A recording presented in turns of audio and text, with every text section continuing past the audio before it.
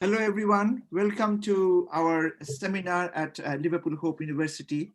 On behalf of the Archbishop Desmond Tutu Center for War and Peace Studies, I welcome you to our seminar by Dr. Usaama al-Azami from the University of Oxford. My name is Salman al-Azami. I'm the Deputy Director of the Center. And by the surnames, you might start thinking, what's the relationship? So just to let you know that, yes, we are related. I happen to be Usaama's uncle, but rest assured has been no nepotism in requesting Usaama to come and speak here. Yazid has organized everything. Anyway, just one or two housekeeping matters before we start our seminar. As our policy, we only record the main talk. After that, the recording will be stopped and the question and answer session will go on. You are welcome to keep your cameras on. It's not going to be recorded. Only when people speak, it's going to be recorded. So no one will see you, but you must please keep your microphones off and keep yourself muted all the time. If you want to ask questions, I would suggest that if you can please direct and show your interest or direct the questions to the chair of today's event, my colleague at Theology, Yazid Said, who will moderate and the question and answer session after the talk. So after this, I would like to now request Yazid to take over and chair the seminar today. Thank you. Thank you, Usaama. It's wonderful to have with us. Thank you. Sorry, I'm confusing the uncle with the nephew now. Thank you, Salman. And it's lovely to have Usaama with us today. Dr. Usaama al-Azami is a departmental lecturer in contemporary Islamic studies at the University of Oxford. He read his BA in Arabic and Islamic studies at Oxford and his MA and PhD in Near Eastern Studies at Princeton University. Alongside conventional academic studies, he has also studied a traditional Alimiya curriculum at the As-Salam Institute, a Muslim seminary. Usaama is the author of a monograph entitled Islam and the Arab Revolutions, the ulama between democracy and autocracy, which is forthcoming in June 2021 this year. We should look forward to that one. His research and publications have mainly focused on the way in which Islamic clerics, known as the ulama, have responded to the political upheavals that have convulsed the Arab world from the beginning of 2011 till the present. Usaama has also lived in the Middle East for 5 years. 4 of those were in Saudi Arabia. So it's a very exciting and topical issue to be discussing with Usaama today. His title is Provincialising Europe in Thinking About Religion and Politics in the Modern Middle East. Usaama, it's really wonderful to have you. So it's over to you now, and we look forward to hearing what you have to say. Thank you so much, Yazid, and thank you to my uncle, of course. Both of you have, my uncle has long been a mentor of mine as an academic, so this is really wonderful and sort of homecoming of a sort. And Yazid, because he's in the field of Islamic studies, I actually interact with him more sort of than I do with my uncle in the academic sphere. So it's really wonderful to be hosted by the two of you, and it's really a privilege to return to actually Liverpool Hope University. Even if this is a virtual return. And I hope that in due course we will have actual visits and that you will also visit us in Oxford in due course as well. So thank you again for the invitation. I want to actually begin by sharing my screen and by highlighting that this is a work in progress. And so I'm sort of thinking through a lot of these sorts of questions. And in a sense, that's in the title, Provincialising Europe in Thinking About Religion and Politics in the Modern Middle East, really, is what I intended but I think my title is quite long as it is.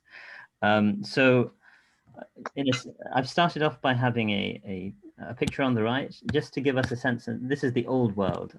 I sort of got rid of the new world because there's limited space on the slides.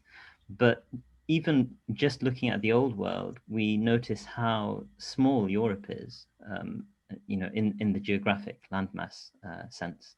It represents roughly, I believe, 7% of the landmass of the globe, and its population represents roughly 9% of the global population. Yet it is ubiquitous in all of our work.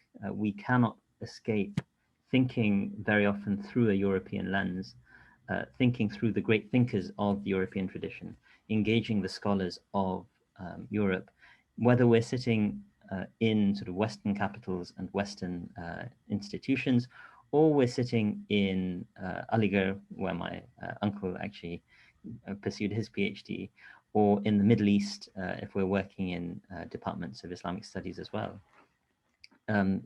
Engagement with Europe is seen as the sine qua non of good scholarship. And so this is, in a sense, something which I want to bring into question. And, I'm hardly original in doing this. It's something which, a whole generation of scholars has been pursuing for, a few decades at this point. But it's still, I think, a movement in its infancy in terms of thinking about how do we provincialize Europe in our thinking about all sorts of issues and other regions outside of Europe. I want to start with a brief sort of throwback to a book by Herbert Butterfield, which kind of gave rise to this notion of Whig historiography.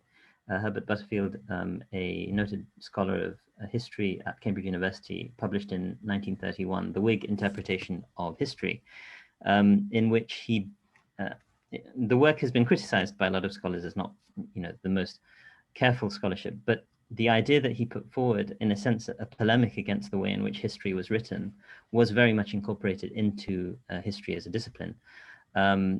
It criticized the fact that when historians were writing history, they would adopt a kind of triumphalist approach towards the history of their countries or of Europe, that was informed by a notion that, history, its trajectory arrived at us, and we are kind of the culmination of history.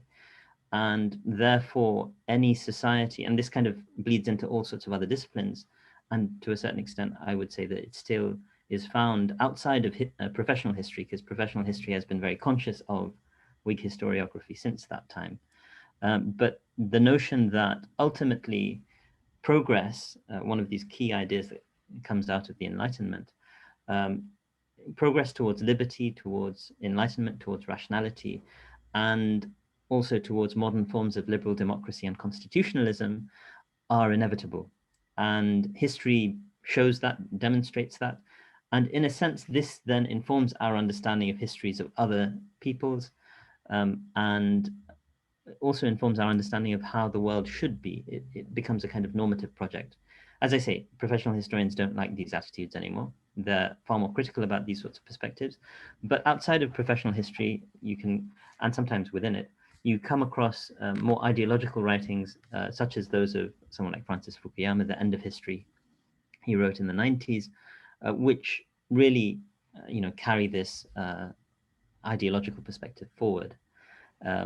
So this is something which I'm suggesting is, in a sense, ubiquitous in the way that we perceive other civilizations from within Europe. And I want to kind of suggest that this is something which is pervasive in our understandings of the secular, in our understandings of the nature of religion and the nature of politics as well. So I wanted to have a brief excursus on the nature or the popular understandings, popular narratives on how secularism came about. So a very common narrative is that modern political orders that were secularized emerged out of an exhaustion from the overwhelming violence that followed the European Reformation of 1517. So that was followed by the wars of religion, and these persisted for decades, well over a century in a sense, until the establishment of, some would argue, the Peace of Westphalia in 1648 was really key in bringing about a settlement that recognized that religion should be. It was a step towards recognizing the privatization of religion, the excising of religion from political affairs, and so secularism in this narrative is adopted as a preventative measure against future sectarian violence and warfare. And there's an understanding of religion as being, in a sense, prone to or tending towards that kind of violence and sectarian warfare and so on. I have a book on the screen, The Myth of Religious Violence, by William Cavanaugh. I highly recommend it, even though I don't entirely agree with his conception of religion, which reflects some of the latest research in the field of religious studies. But I think that he does a great job of illustrating how this myth allows us to create these distinctions between good violence and bad violence. So religious violence is ipso facto evil. The sorts of violence that nation states perpetrate, because nation states have a legitimate monopoly over violence, that sort of violence, and nation states generally came into being through very violent acts. That sort of violence is in some sense brushed over, I think, in at the very least our popular conception of these sorts of things. And so, I think that this is a very valuable contribution to these debates. And I'm sure, it's elicited huge amounts of discussion, and I'm sure the debate will continue. But I just wanted to put this out there that, this narrative of the rise of secularism to create peace in Europe, of course, there have, the 20th century was one of the most bloody sort of centuries in human history. And so there's a great deal of recognition, I think, in the secondary literature that, these sorts of clear-cut narratives that the rise of secularism will necessarily eliminate violence are oversimplifications. But even there, I would argue that there are efforts to try and preserve the myth of secular peace, so to speak. We can talk about this further, exactly why I would suggest that that myth continues or persists. Sorry, my slide is not going to the next one for some reason. I do apologize. Just give me one moment, please.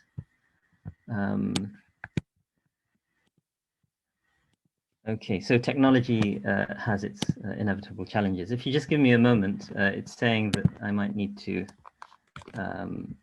maybe stop sharing and reshare. So if you just give me one moment, I'm going to do that. But I have a feeling that, okay, so hopefully we can get back to that in just a moment.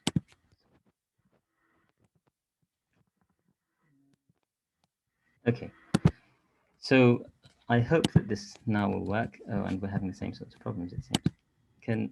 I don't know if you can, let me try that once more, forgive me.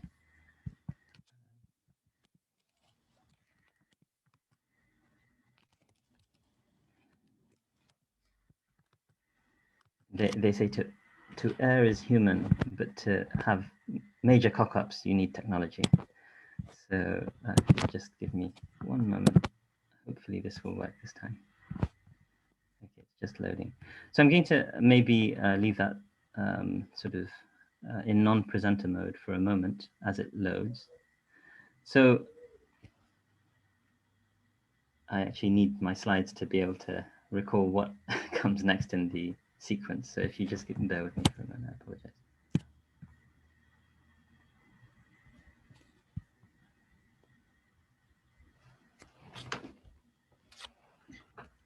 Sometimes, Usaama, what happens is that you need to press on the mouse rather than enter on your keyboard to move on. I've been using the mouse, the mouse pad, and I rarely use sort of like the keyboard when it comes to presentations. I have a feeling that this may be related to my internet connection, since it is taking quite a while to load at the moment. But I hope that we can. I do apologize if this is going to take too long. What I can do is basically revert to. I have the slides on my phone, so I can always continue my discussion. So I'm going to just sort of do that for the moment. while, okay, we actually have the screen back. So I was speaking about sort of popular narratives about sort of secularism giving a rise to the end of violence. And this is actually people who are familiar with sort of major liberal thinkers like John Rawls. This is one of the arguments that John Rawls puts forward for the need for a secular order, or the need, as he puts it, for liberalism, which is a sort of species of secular politics. And I'm going to maybe just leave this in non-presenter mode. I hope everyone can see it clearly enough, sorry. So just to preempt the possibility of it freezing again. So one instance of, so secularism very often is conceived of as separation of religion and politics. And in a sense, this is the conception that I'm seeking to problematize. It has been problematized by some scholars already. So a noted sort of political philosopher from Canada, Charles Taylor, has argued that secularism isn't really, strictly speaking, the separation of religion and state, but it's more about creating sort of social peace through the state adopting a neutral perspective between different and competing worldviews, religious or otherwise. And but in this article, which I've got on the screen, and it's very difficult to actually see the fine print here, but he points out that it is frequently claimed by or on behalf of societies outside of the European cultural zone that secularism is an invention of this civilization, meaning Europe, and by implication that it doesn't travel well and couldn't be imposed on other cultures. And then he actually speaks briefly about Muslim cultures as well. Now, my critique here to a certain extent is that this insistence, in a sense, that the mode of secularism that has emerged in the European context is what needs to be exported elsewhere, even from a sort of very important and sort of thoughtful speaker like Charles Taylor. So that's, in a sense, the sort of going narrative on the nature of secularism. We need to have secularism globally. And what I want to ask is, are there Islamic perspectives on these questions, and do they matter, as it were?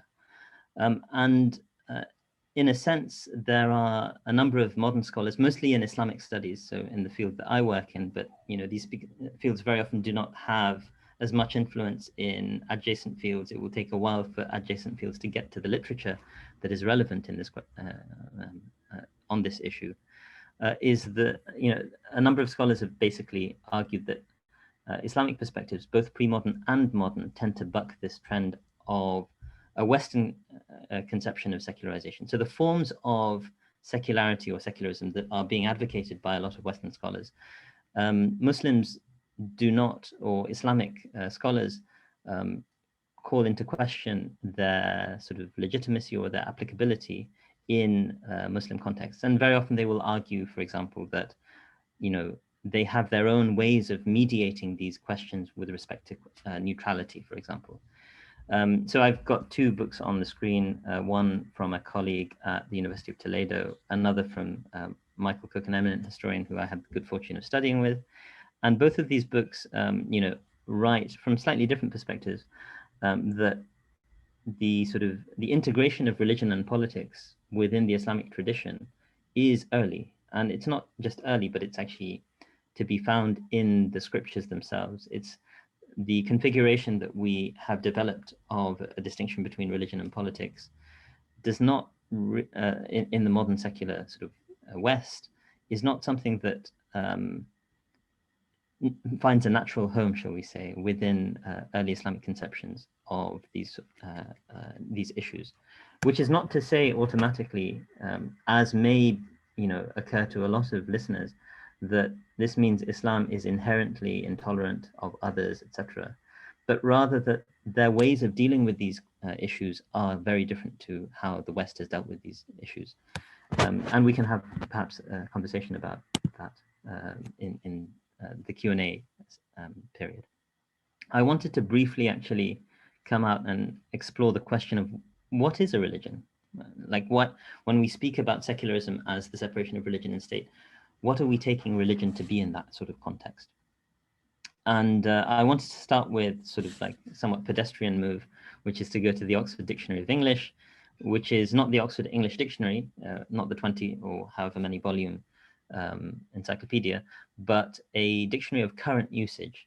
So this kind of reflects what most people think of when they say the word religion. So the primary meaning that's offered in the Oxford Dictionary of English is the belief in and worship of superhuman controlling power, of a superhuman controlling power, especially a personal god or gods. You know, that this is, you know, it's interesting because it's very interior. It's a notion of belief. It's a notion of worship, so it's very personal.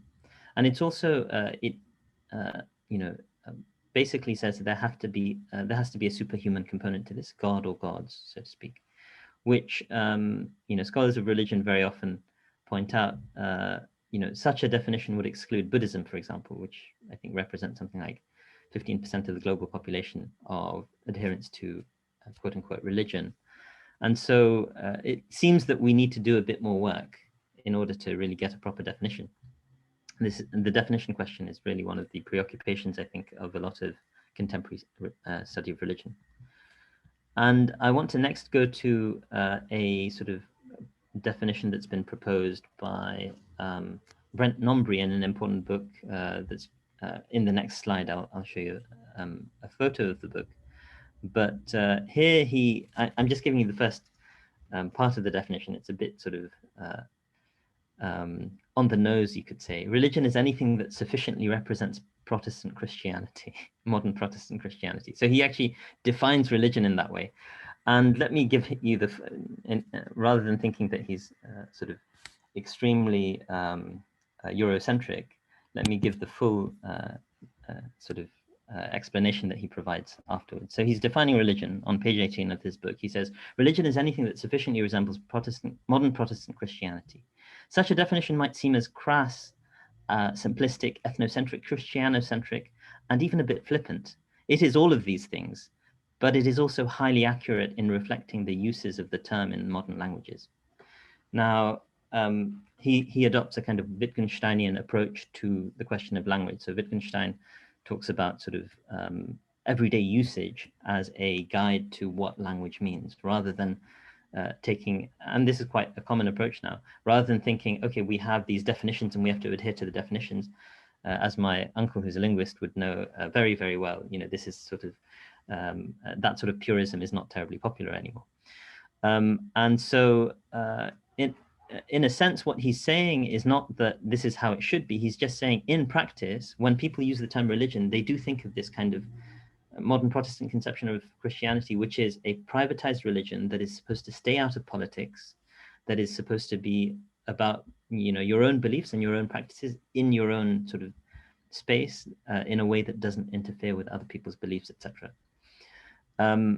And I think that he does a good job in showing how a lot of usages of the term religion are very sort of Christianocentric in that sense, in this very distinctive sense. I would question whether this is highly accurate in reflecting the use of the term in modern languages as a whole, because if you go to a lot of Islamic languages, or Islamic languages, as we would sometimes say in our field, plenty of people would not accept a definition of this kind because they are informed by other conceptions of religion.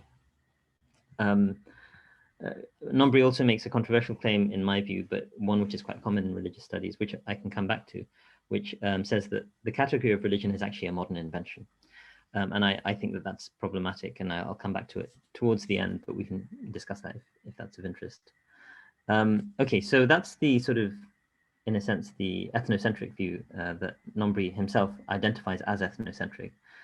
And let's think about another perspective on these questions. This is actually more about sort of the social sciences more generally. So Dipesh Chakrabarty has an influential book published in 2000 called Provincialising Europe, Postcolonial Thought and Historical Difference. He's a very important historian, a member of what was known as the Subaltern Collective. And these are people who wanted, the Subaltern Collective was concerned with postcolonial sort of thought. Postcolonialism is an approach to the study of, in a sense, history, the social sciences, but also previously colonized peoples in a way that tries to center them and recognizes the way in which historically they have been discursively dominated, in a sense, by Western discourses. So this, of course, is inspired by the famous work of Edward Said, Orientalism, that great sort of attack on my field of study, and extremely influential, extremely important work. Dipesh Chakrabarty, in his sort of iteration of this effort to try and in this effort to try and provincialize Europe, really very influential work, basically argues that we in the academy have a kind of special duty to try and recognize how our discourses are also deeply indebted to the Western tradition in a way that, in some sense, and he doesn't necessarily use this term, contaminates the way in which we think about the other. All the categories that we're using, all the sort of discursive practices that we're engaged in are deeply indebted to a Western tradition. And that will color the way in which we understand. In his case, he's a Bengali historian from sort of Bengal, and it will deeply color the way in which we even read ourselves, because we've entered the academy, we've learned these other ways of seeing ourselves, and then we think that those are normative for how we understand ourselves. And he's trying to push back against it while recognizing that it is extremely difficult. And so in a sense, I'm drawing on a work like his, and drawing on people like Said and various other figures who've taken up this mantle and tried to say that, look, we need to reconceptualize a lot of our categories when we think about these questions, because otherwise we are, unbeknownst to ourselves very often, or unwittingly, simply reinforcing, in some respects, a colonial norm upon our understanding of these sorts of questions. And so, in a sense, what I'm suggesting is that the way in which we've been thinking about religion in the West very often has been, on some level, Eurocentric. And we therefore need to think, okay, well, if Brent Nombre or a whole host of others start to suggest that, religion means something in current usage, and a number of these scholars, including people who are, sympathetic to moves by people like Dipesh Chakrabarty and Edward Said and others, they will still, for example, come up with the notion that religion is a modern invention. What happens, and he actually tries to argue this using references to the Quran. He's not an Arabist, and he's coming from another field, so there are naturally limits that he himself acknowledges. But what happens when you actually take the Islamic discursive tradition, seriously? Not to suggest that he's not doing this. I think he's taking it seriously, but there are natural limitations when you don't have access to the language. When you take that discursive tradition, the Islamic discursive tradition, seriously, you can go back as early as the Quran itself, a document from 7th century Arabia by, the overwhelming perspective of contemporary historians, and you find the Quran talking about, the notion of deen. And I've got over here, sort of stylized in calligraphy, the expression from the 109th surah in the Quran, which says, "Lakum dinukum waliya din," which literally translates, if we understand deen to be religion, you have your religion, I have mine. And it's addressed in its own sort of conception within that surah to the idol worshippers in a place like Mecca, in 7th century Mecca. And so drawing on verses like these, and drawing on, all sorts of other traditions from the Prophet, and of course the commentaries on these traditions and on the Quran itself, later scholars, and I give just one example of this, such as Ibn Taymiyyah is very interesting because he has a fairly sophisticated conception of this, argue effectively that a religion is essentially an imagined community that shares norms. If you think about, I've used the term imagined community sort of with reference to Benedict Anderson. Ibn Taymiyyah didn't use the term imagined community. But if you sort of think in those sorts of terms, then we get to my next point, which is, if we adopt this Islamic perspective and then look towards Europe, inverting the gaze, as it were, then do we start to recognize religions in categories like secularism, in categories like nationalism, right? Nationalism, of course, Benedict Anderson famously described as being about imagined communities. And secularism, or, you know, categories like liberalism, various kinds of ideologies that we see in the West, which are really about having, ideally, developing sort of social norms and sharing those social norms as a situated community. And in a sense, I'm suggesting that Emile Durkheim's sort of famous definition of religion, which isn't very widely used, but you know, I think it has a lot of resemblance to someone like Ibn Taymiyyah's conception, admittedly sort of from about 600 years earlier. Emile Durkheim says, a religion is a unified system of beliefs and practices relative to sacred things, that is to say, things set apart and forbidden. So muharramat or muqaddasat, to use the Arabic term. Beliefs and practices, forbidden beliefs and practices, which unite into one single moral community called a church, and those who adhere to them. He notably doesn't mention God, for example. And Ibn Taymiyyah, in his conception, also says that people may or may not believe in a God as a part of a religion. And so I want to just conclude with this. I hope I've not bored people too much. But, you know, in a sense, there's something interesting to be had by drawing on a pre-modern Islamic conception of religion, or perhaps looking, I'm working on a project where I look across a number of scholars from the pre-modern tradition and their conceptions of the word deen, which I've already pointed out is found in the Quran itself, and trying to see whether, you know, those conceptions of religion, how they map onto a European sort of Weltanschauung. And I think that, you know, it's fascinating, because suddenly ideas like secularism become quite wobbly, as it were, because how can you separate religion and politics if you yourself are the religion, so to speak? If secularism is the separation of religion and politics, but secularism is itself a religion, then it's a contradiction in terms, in a sense. So I hope that this has been interesting. I want to emphasize this is hardly original. I'm bringing in the Islamic discursive element is somewhat original, but you know, I'd recommend people Googling Carlton Hayes' Nationalism as a Religion. He has a 1926 essay, which you can find online, which you know, argues that nationalism is a kind of religion as well. So I hope that was interesting, and I look forward to any questions people might have. Thank you very much.